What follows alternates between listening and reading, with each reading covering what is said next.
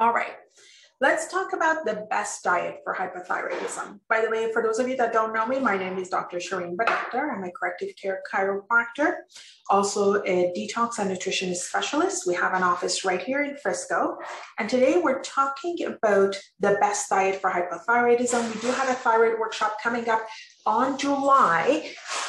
It's July 12th, 6:15 to 8 p.m. And it's at 2809 Preston Road in our office. We only have 20 spots. So you could go to our website on www.harmonywellness-frisco.com, go to the events page and sign up, or you could call 945-888-2988. So let's talk about the best diet for hypothyroidism. Outdated myths persist when it comes to the best diet for hypothyroidism. In a nutshell, the best diet for Hashimoto's or any hypothyroidism is the one that is tailored to your individual needs. But first, let's clean up some erroneous thyroid diet advice, please. The anti-goitrogenic diet. Goiter is a condition that causes swelling of the thyroid.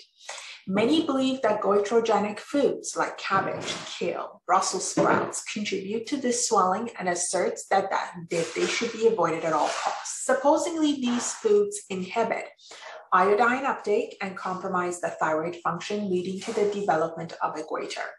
The assumption stems from the research that was done in 1970s and 1980s that certain vegetables were shown to have this goitrogenic effect in test tube, but these findings were never replicated in animal or human studies. Nevertheless, these vegetables got a really bad name, and many healthcare professionals told their hypothyroid patients to avoid them. But in fact, the Brussels sprouts and other vegetables classified as goitrogenic are beneficial for thyroid health because of their high antioxidant and flavonoid content. So, is it the goitrogenic chemicals that are concerned for hypothyroid patients and should be avoided? Luckily, these are very rare and are only found in certain prescription medication like lithium carbonate. Let's talk about iodine. While goitrogenic foods have been wrongly blamed for thyroid condition, iodine has been incorrectly identified as beneficial for hypothyroid patients. Many people mistakenly promote a diet rich in iodine as a treatment for hypothyroidism. However, numerous studies show that a low iodine diet is what most patients benefit from, especially those with Hashimoto's. Iodine actually triggers the production of antibodies against the thyroid, even if symptoms don't always reflect that. So what are some hypothyroid diet strategies that work?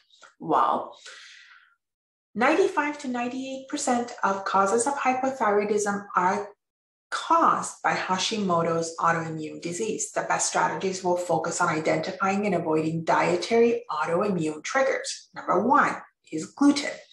After working with countless patients with Hashimoto's, I can confidently state that gluten is one of the most significant factors to address.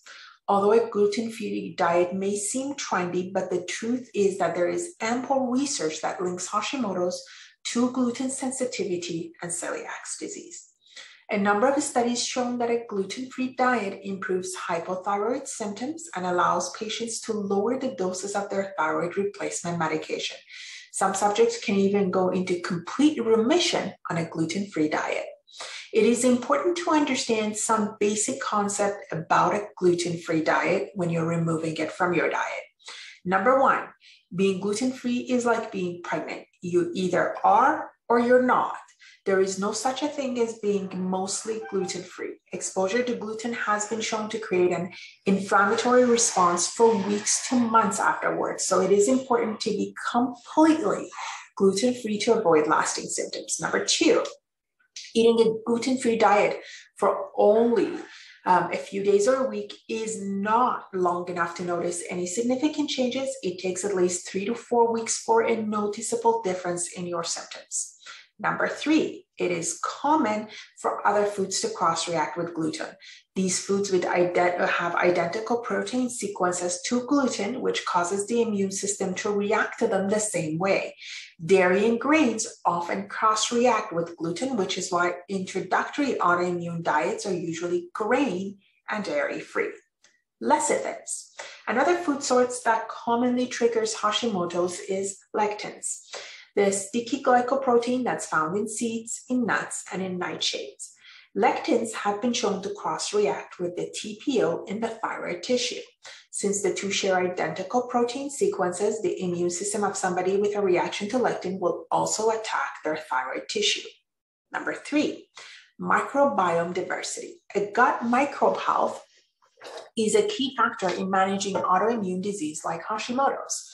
So a trap people on the autoimmune diet often fall into is eating the same few foods over and over again. While it makes sense to eat the foods you already know are safe, an overly limited diet causes a poor gut microbiome diversity, priming the gut's immune system to become hyperreactive and give rise to multiple food sensitivities. On the other hand, a diverse gut microbe produces postbiotics that help to modulate the immune system. The more the diverse the bacteria and species in the gut are, the less autoimmunity expresses. That's why it's vital that we eat a very diverse array of produce and continually rotate what you eat when you're following an autoimmune diet. Salt. Salt has been shown to trigger autoimmune responses, not just in Hashimoto's. It has been shown to do that with many immune system disorders, including MS. So be aware of whether this is one of your dietary triggers. If it is, you want to eat something salty. You want to make sure that you take potassium that can help mitigate the effect. Blood sugar. Blood sugar spikes are key in triggering an autoimmune Hashimoto's response. You can tell whether this is an issue for you based on how you feel after you eat.